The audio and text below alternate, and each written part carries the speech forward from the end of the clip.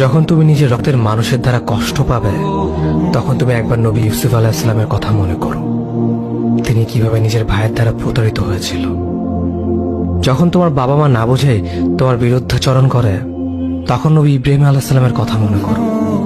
তার বাবা তাকে আগুনে নিক্ষেপ করায় ভূমিকা রেখেছিল। যখন তুমি সমস্যা থেকে পরিত্রাণের জন্য কোনো পথ পাবে না, তখন ইউনুস আলাইহিস সালামের কথা ভেবো। তিনি কতটা সময় তিমি মাছের পেটে আটকা পড়েছিল। যখন তোমার নামে কেউ মিথ্যা অপবাদ ছড়িয়ে দেবে, তখন মা আয়েশা রাদিয়াল্লাহু আনহার কথা মনে করো। তার নামে পুরো শহর জুড়ে কুৎসা রচনা করা হয়েছিল। যখন তুমি অসুস্থ ব্যথার যন্ত্রণায় কাঁদতে থাকো, তখন নবী আইয়ুব আলাইহিস সালামের কথা ভেবো। তিনি ভয়ঙ্কর এক ভাইরাস জনিত রোগে আক্রান্ত হয়ে তোমার থেকে বেশি কষ্ট পেয়েছিল। যখন তুমি দিনের কোনো বিধান নীতিতে যুক্তি খুঁজে পাও না, তখন নবী নূহ আলাইহিস সালামের কথা ভেবো। তিনি কোনো প্রশ্ন ছাড়াই মরুভূমিতে নৌকা তৈরি করেছিল।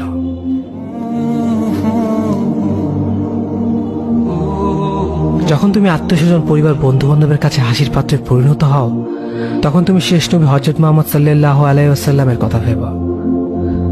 রাসূল সাল্লাল্লাহু আলাইহি ওয়াসাল্লাম বলেছিলেন, সবচেয়ে বড় পরীক্ষা দিয়ে সবথেকে বড় পুরস্কার আসে। যখন আল্লাহ কাউকে ভালোবাসেন, তখন তাকে পরীক্ষা করেন, এবং যে এই পরীক্ষাগুলো মেনে নেয়, সে